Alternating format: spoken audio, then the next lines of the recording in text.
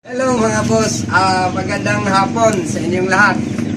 Ako po si Nel Orquia. Ako po bali ang nag-manage ng incubator dito po sa Orquia Brothers Hatchery. Actually ako rin ang owner. So meron po tayong isa pang malaking nag-incubate or hatchery doon po sa Kandila. So mas marami doon. 18 units doon, dito sa atin, 6 lang. So ngayon, pupunta na tayo dito sa hatchery natin dahil may kukuha. Boss, halika.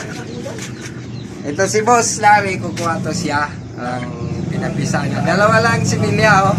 So tingnan natin kung ilan napisa. Tandai mo na. Sana na po sa lahat. Yung dalawa. Ayan natin, ha. Yan. Ito po yung sitter na ay hatchery namin. Yan. Bago pa to. Bali, ang laman nito, pag 10-10, mga 600 eggs. Yan, tingnan natin. Lari, no? Yan, may dalawa. Pusa yung dalawa. So, baka ito na yung sa kanya. Tingnan natin ang code number. 827. Check natin sa record. 827. Oh, 827 sa kanya to. Thank you, napisa yung dalawa. So, ito, i-claim na ni Boss Larry ngayon. Yan. Ito po ang Orquia Brothers Hatchery. Nandito po sa San Juan, Purok 2, San Juan, Surigao City.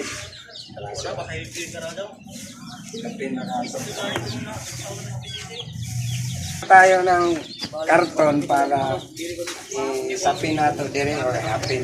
Okay. Lagyan ng itlog. Ay, kuwan. Sisiw.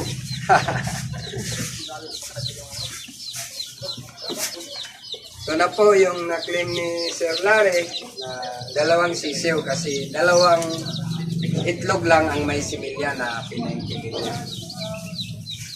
Okay, maraming salamat po sa inyo. Sana mag-subscribe po kayo, Nel Orquia.